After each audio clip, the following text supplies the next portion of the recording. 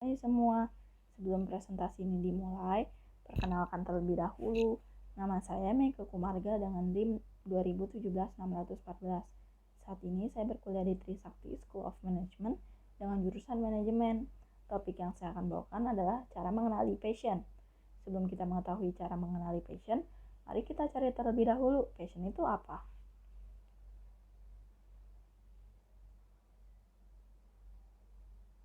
Nah, apa itu passion?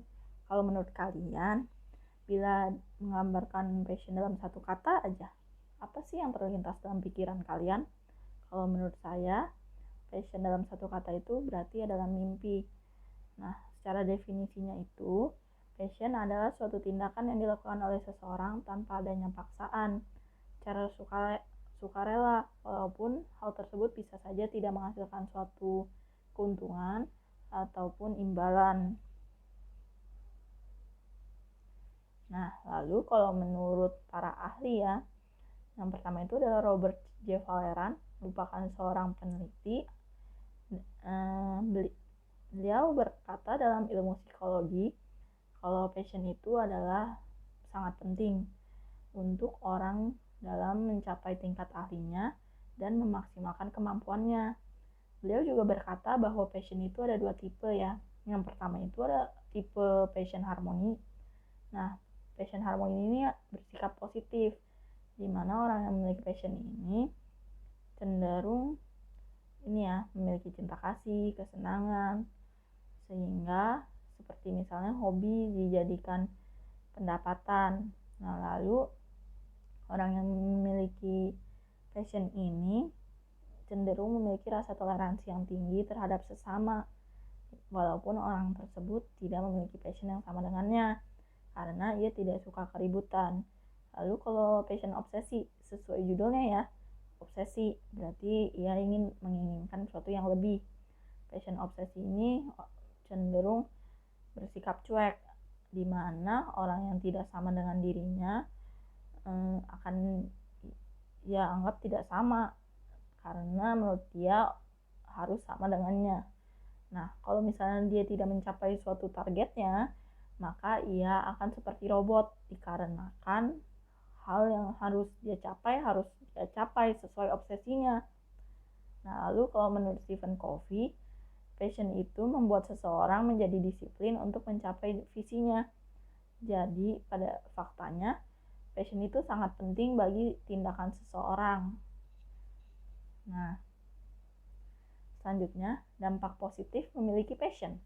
Adanya kepuasan batin, pastinya dong. Kalau misalnya kalian yang ingin kuliah, mendaftar dengan jurusan yang sesuai dengan kalian inginkan, pasti ada kepuasan dalam diri kalian.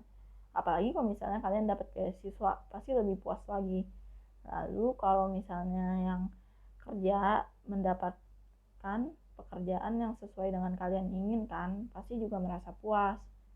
Lalu jujur pada diri sendiri, dimana jujur pada diri sendiri ini pastinya kalau misalnya sudah merasa puas, berarti merasa jujur juga, karena sudah memiliki pekerjaan atau mendaftar di jurusan yang kalian inginkan. Nah, semakin tertantang. Kalau misalnya sudah puas, sudah jujur, pasti tertantang untuk melakukan hal yang lebih baik lagi, sehingga mencapai hal yang terbaik lagi. Lalu terhindar dari stres dan depresi. Nah, biasanya sudah melakukan 3 hal tersebut, biasanya terhindar dari stres dan depresi karena Anda akan merasa senang. Pastinya dong sesuai passion, sesuai yang kalian inginkan. Pasti stres dan depresi setidaknya sudah minimal dari yang sebelumnya, atau bisa jadi pula menjadi tidak ada.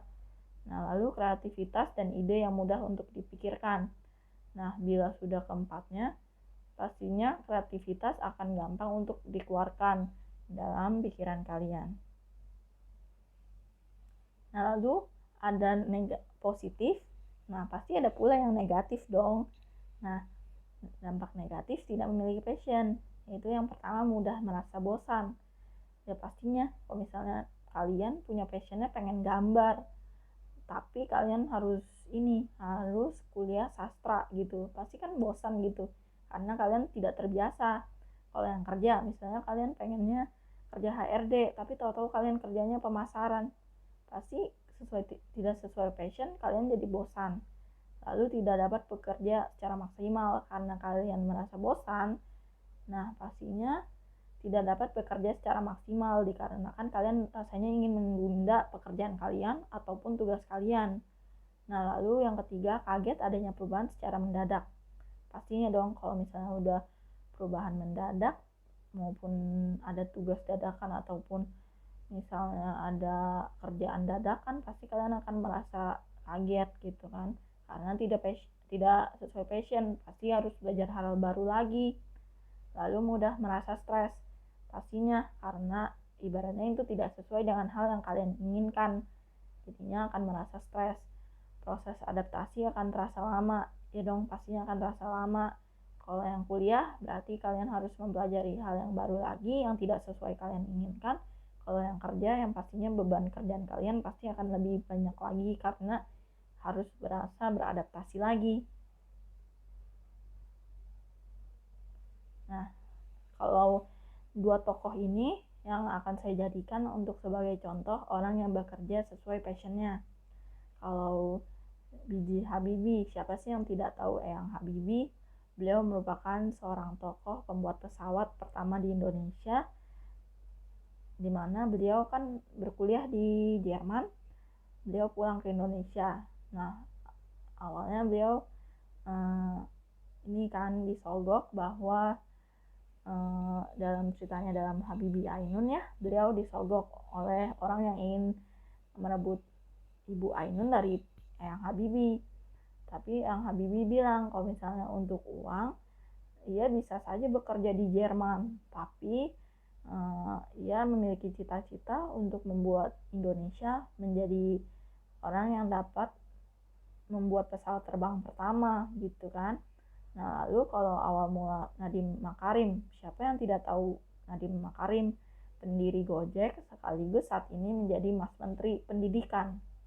Nah, awal mulanya ini Gojek itu sebelumnya bukanlah aplikasi, melainkan call center. Awalnya pula dikarenakan Nadiem Makarim sendiri berlangganan ojek pengkolan, dan ojek pengkolan langganannya bercerita atau curhat bisa dibilang bahwa biasanya orang-orang hanya bisa menggunakan ojek hanya bila datang ke ojek pengkolan. Maka itu menjadi susah untuk bagi seorang ojek pengkolan mendapatkan uang lebih.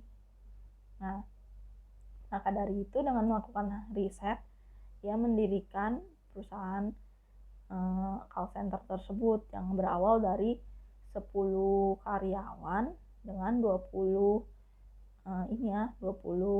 ojek peng yang tersebut. Nah, lalu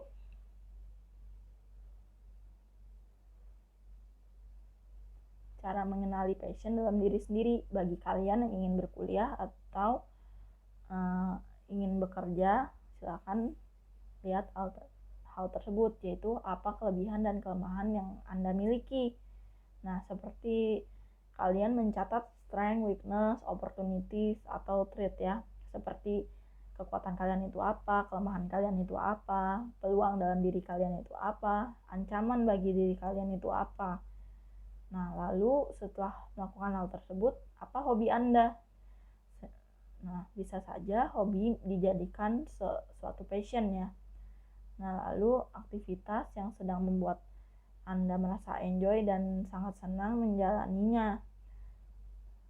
Nah, hal tersebut bisa juga dijadikan passion. Nah, lalu motivasi yang menjadi dorongan Anda saat ini. Ya, setelah melihat ketiga tersebut, ya kalian bisa menentukan motivasi yang menjadi dorongan Anda saat ini itu apa, sehingga bisa juga menjadikan passion dalam diri sendiri. Nah, selanjutnya, sebelum udah sampai di ujung presentasi, tapi sebelum saya mengakhiri presentasi ini, saya memiliki quotes dari Oprah Winfrey, yaitu passion is energy, yaitu passion adalah sebuah energi. Feel the power that comes from focusing on what excites you. Jadi rasakan kekuatan yang datang dari memfokuskan apa yang membuat Anda merasa senang ya, merasa bahagia gitu. Nah, jadi sekian dari presentasi saya. Bila saya memiliki kesalahan kata harap dimaafkan, dan semoga apa yang sudah saya presentasikan dapat memiliki manfaat bagi kita semua juga, bagi saya juga, dan bagi kalian juga. Terima kasih, dan juga jangan lupa untuk tombol like-nya dipencet ya. Terima kasih.